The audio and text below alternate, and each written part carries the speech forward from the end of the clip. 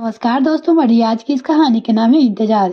मीरा दीदी, मैं अपनी किटी पार्टी में जा रही हूँ। रिमी और सिमी दोनों स्कूल से आती होगी।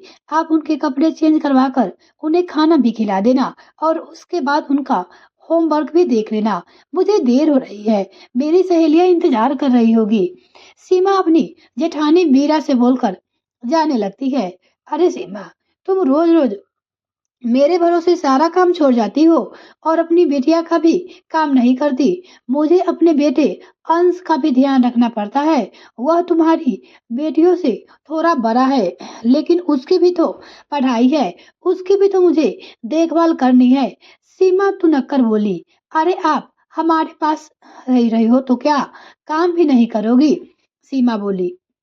मीरा ने कि बेटे अंश को अपनी माँ का अपमान बिल्कुल भी अच्छा नहीं लगता कि चाची हमेशा मेरी माँ का अपमान करती है, इतना काम करवाती है और मेरी माँ रात दिन काम में लगी रहती है। वह माँ से बोलता, माँ देखना, मैं बड़ा होकर अच्छा सा घर बनाऊंगा और आपको अपने पास अच्छे से रखूंगा।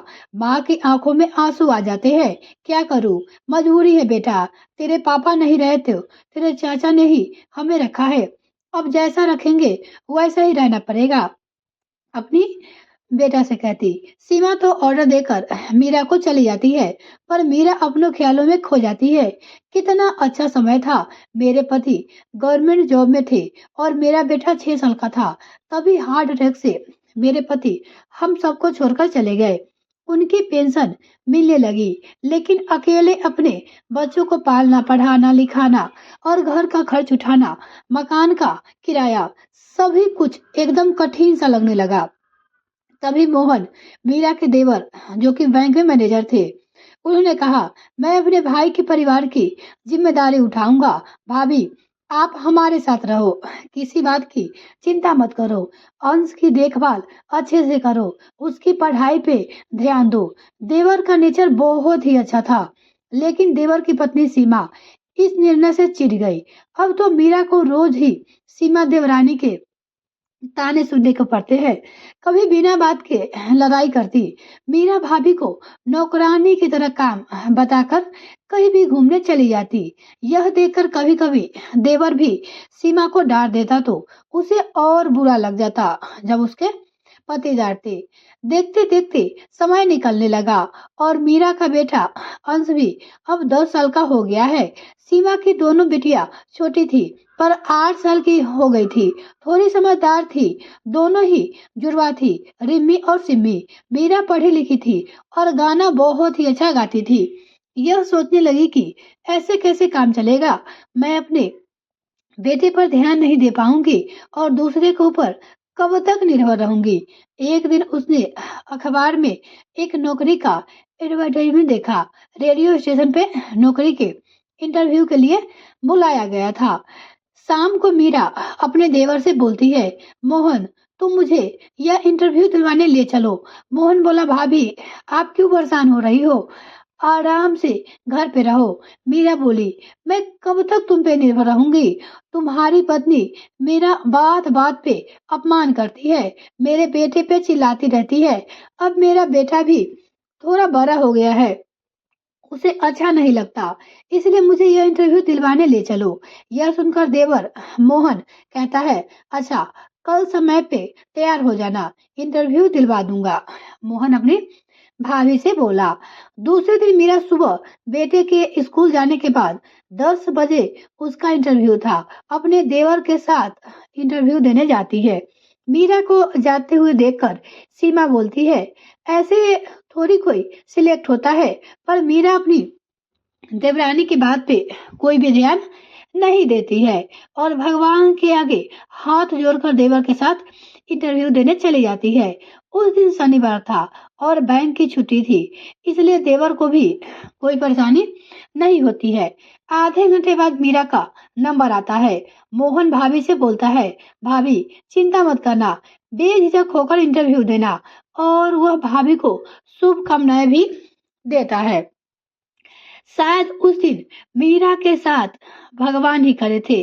जब मीरा का इंटरव्यू होता है तो मीरा के बोलने का ढंग और उसकी आवाज से वहाँ के मैनेजर प्रसन्न हो जाते हैं और बोलते हैं, हमें ऐसे ही कैंडिडेट की जरूरत थी जो अच्छे से रेडियो स्टेशन पे गाना भी गा सके और रिकॉर्डिंग के लिए उसकी आवाज भी अच्छी हो। इतनी सुरीली आवाज, बस फिर क्या था, मीरा के लिए शाम तक अपॉइंटमेंट लेटर भी बन जाता है। अब मीरा खुश होकर अपने देवर जी के संग मिठाई लेकर आती है, घर पे भगवान को भोग लगाती है।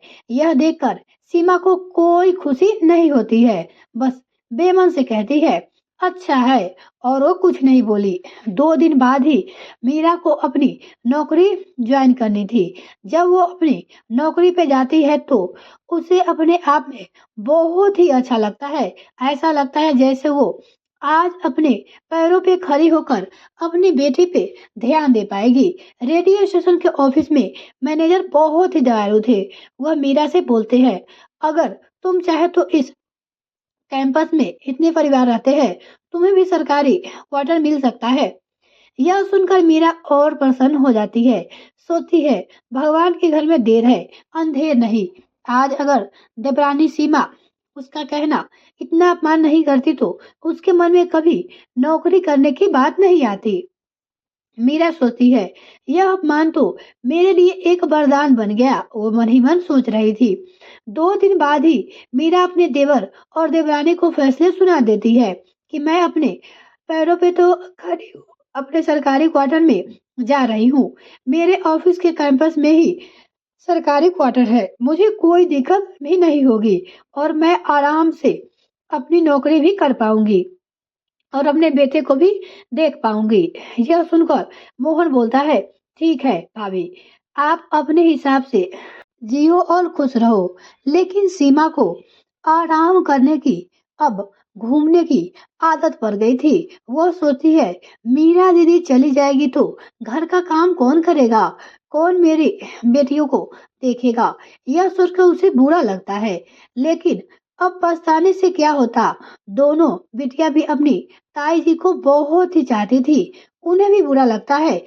मीरा की जिंदगी में यह नौकरी नई सुबह की तरह रोशनी बनकर आई और सीमा का मीरा के प्रति किया हुआ अपमान एक वरदान बन जाता है और उसे अच्छा लगता है। इस कहानी से हमें यही प्रेरणा मिलती है कि कभी किसी परेशानी से नहीं घबराना चाहिए। अगर कोई कितना भी अपमान करे, उसकी भी एक नया रास्ता ढूंढकर उसे वरदानशील कर देनी चाहिए। आशा है कि आप सबको यह कहानी पसंद आई होगी। अगर आपको ये कहानी पसंद आए तो वीडियो को लाइक और चैनल को सब्सक्राइब कर दीजिएगा। साथ में बेल आइकन प्रेस करें ताकि मेरे आने वाली और भी वीडियो का नोटिफिकेशन सबसे पहले आपको मिल सके। इस वीडियो को देखने के लिए बहुत बहुत धन्यवाद।